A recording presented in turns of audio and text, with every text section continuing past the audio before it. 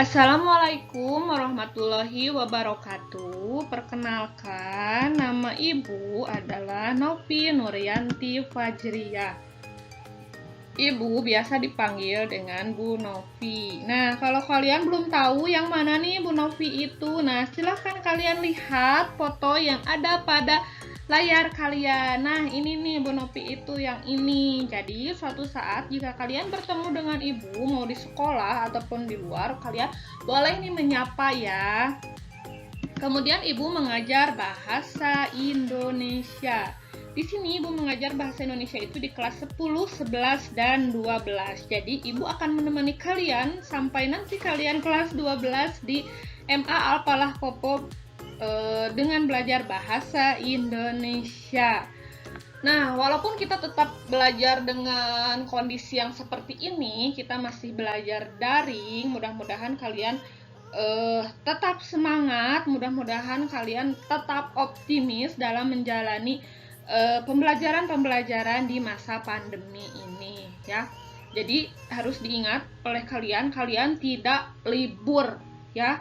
Sekali lagi Ibu ingatkan, kalian tidak libur, hanya saja metode belajarnya yang berbeda. Yang asalnya kalian belajar itu ke sekolah, sekarang kalian belajarnya di rumah. Oke. Nah, ada beberapa peraturan dalam pembelajaran bahasa Indonesia.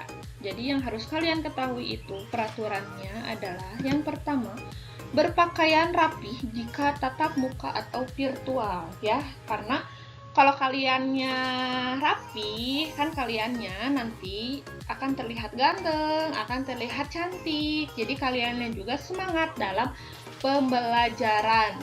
Misalnya, jika tatap muka, pasti ya kalau tatap muka kalian akan mempersiapkan apapun secara detail. Kalau untuk virtual juga sama ya, kalian harus pakai bajunya yang rapi, tidak riksek, kemudian rambutnya disisir rapi untuk RG, untuk perempuannya pakai kerudung yang rapi biar terlihat cantik. Yang kedua, catatan dan tugas hanya pada buku bahasa Indonesia. Tidak boleh kalian campurkan pelajaran-pelajaran yang lain pada buku bahasa Indonesia ya. Jangan karena gini ya, jangan karena biarinlah dah sekarang itu daring, jadi bukunya juga tidak akan diperiksa nulisnya di mana aja. Jangan seperti itu ya. Walaupun daring juga kalian harus tetap punya buku per mata pelajaran, karena biasanya nanti Ibu akan lihat bukti fisiknya pengerjaan tugas kalian. Dan bukunya itu harus disampul yang rapi, tidak menggunakan pensil. Jadi catatan kalian itu tidak boleh menggunakan pensil, harus selalu menggunakan pulpen. Nah, yang ketiganya, selalu mengumpulkan tugas tepat waktu. Pengumpulan tugas hanya melalui GCR. Jadi banyak ya tugas-tugas itu yang kaliannya tumpuk-tumpuk, nanti aja diberesinnya sampai akhirnya tugasnya banyak dan kaliannya jadi malas karena tugasnya banyak. Oleh karena itu, tugasnya silahkan kalian kerjakan pada hari itu juga dan silahkan kumpulkan di Google Classroom untuk pelajaran bahasa Indonesia. Jadi tidak ada yang mengirimkan japri via WhatsApp, oke? Yang dipelajari pada kelas 10 ini, materi bahasa Indonesia di kelas 10 semester 1 ada 4 pembahasan. Yang pertama ada teks laporan hasil observasi, yang kedua ada teks eksposisi, dan yang ketiga ada teks anekdot, yang keempat ada teks cerita rakyat. Ya, mudah-mudahan kita bisa menyelesaikannya dengan baik, kita bisa menyelesaikannya sesuai dengan waktunya, dan kaliannya juga bisa bisa belajar dengan baik. Nah, yang akan dibahas itu adalah tentang teks laporan hasil observasi. Ada yang pernah mendengar tentang teks laporan hasil observasi? Atau mungkin dulu ketika kaliannya SMP atau sanawiyah, Bapak Ibu guru kalian pernah membahas mengenai teks observasi? Coba diingat-ingat dulu, pernah nggak ya kira-kira? Nah, kalau kaliannya sudah pernah membahas, sudah pernah dibahas oleh Bapak Ibu gurunya, berarti ini tidak akan terlalu sulit ya untuk kalian. Tetapi kalau misalnya pun kalian belum pernah mendengar atau belum pernah menerima pelajaran tentang observasi, jangan khawatir, jangan berkecil hati. Kita akan belajar lagi tentang teks laporan hasil observasi. Nah, di sini ada kata observasi. Observasi itu apa sih? Asing tidak dengan kata-kata ini? Nah, kalau kaliannya asing, belum pernah mendengar dengan kata observasi, Ibu akan berikan penjelasan. Observasi itu adalah pengamatan. Nah, pada bab kali ini itu tentang laporan hasil observasi. Berarti teksnya ini ditulis jika kalian sudah melakukan pengamatan terlebih dahulu. Nah, itu adalah teks laporan hasil observasi. Teks yang ditulis setelah adanya pengamatan terlebih dahulu. Kira-kira apa sih yang bisa diamati untuk dijadikan sebagai contoh teks laporan hasil observasi? Yang bisa diamati itu banyak. Kalian bisa mengamati hewan, kalian bisa mengamati tumbuhan, kalian bisa mengamati objek-objek yang ada di sekitar kalian. Baik, boleh juga kalian mengamati fenomena alam yang sedang terjadi di media sosial, boleh di koran, boleh di televisi, boleh ya, bebas kalau untuk objeknya.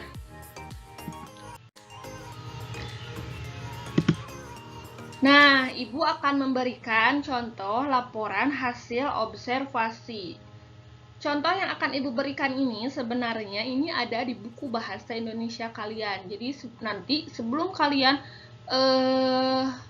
belajar bahasa Indonesia dengan Ibu, alangkah baiknya kalian di rumah baca-baca dulu bukunya terlebih dahulu. Nah, kalian tahu tidak tokoh fenomenal ini siapa?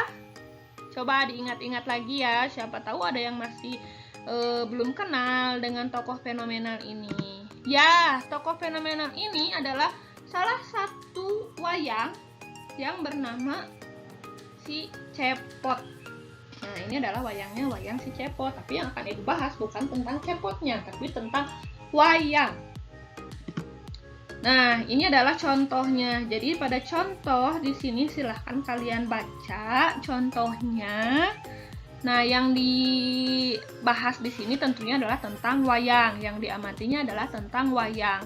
Dari pertama, wayang itu ditetapkan sebagai warisan budaya asli Indonesia, kemudian diakui oleh UNESCO, dan jenis-jenis wayangnya. Nah, jadi itu sudah ada pengamatannya tentang wayang tersebut. Sudah ya kalian baca? Nah, setelah kalian baca tentang laporan observasi ini, kalian sudah tahu nih, oh jadi itu yang disebut dengan contoh laporan hasil observasi. Mudah-mudahan kalian bisa memahami ya tentang teks laporan hasil observasi. Nah, setelah itu di sini pembelajarannya hari ini itu adalah tentang menentukan isi pokok teks laporan hasil observasi. Nah, bagaimana sih cara menentukan isi pokok atau gagasan pokok teks laporan hasil observasi? Ya, sebelum kalian nanti mempelajari struktur dan kaidahnya, kalian harus menentukan dulu nih pokok-pokok penting apa sih yang ada pada teks laporan hasil observasi. Nah, ini teksnya masih yang tadi ya, teks contoh wayang. Bagaimana sih caranya agar kalian bisa menentukan isi pokok teks laporan hasil observasi tersebut? Nah, berikut adalah caranya. Yang pertama, kalian tentukan dulu nih kalimat utamanya yang ada pada teks tersebut. Di sini Ibu ambil 2 kalimat ya. Nah, kalimat utamanya yang mana sih kira-kira dalam teks tersebut? Kalimat utamanya itu adalah wayang adalah seni pertunjukan yang telah ditetapkan sebagai warisan budaya asli Indonesia. Nah, itu adalah kalimat utama. Kebetulan kalimat utamanya itu sekarang terletak kali ini yang dibahas pada contoh yang sudah Ibu berikan. Kalimat utamanya itu ada di awal paragraf, yaitu yang namanya kalimat itu harus diawali dengan huruf kapital dan diakhiri dengan tanda titik. Jadi yang satu kalimat di atas itu dari huruf kapital sampai titik, itulah yang disebut dengan kalimat utama. Setelah kalian bisa menyebutkan kalimat utama, berarti kalian buatkan apa sih isi pokok dari kalimat utama itu, atau apa sih gagasan pokok dari kalimat utama tersebut. Intinya, isi pokok itu berarti adalah intinya. Nah, intinya dari isi pokok atau gagasan pokok adalah wayang adalah seni pertunjukan yang telah ditetapkan sebagai warisan budaya asli Indonesia. Sama ya dengan yang tadi sudah Ibu sebutkan, berarti ketika kalian menentukan isi pokok atau gagasan pokok, kalian tentukan dulu mana kalimat utama. Kalimat utama itu letaknya bisa di awal, bisa di akhir, atau bisa ada pada keduanya. Kalimat utama itu adalah inti dari inti atau pokok pikiran dari paragraf tersebut. Setelah kalimat utama baru disebut dengan kalimat penjelas. Mana sih yang disebut dengan kalimat penjelas? Nah, ini adalah kalimat penjelas yang UNESCO, lembaga yang membawahi kebudayaan. Nah, itu adalah kalimat penjelas. Gimana? Paham tentang menentukan isi pokok teks laporan hasil observasi?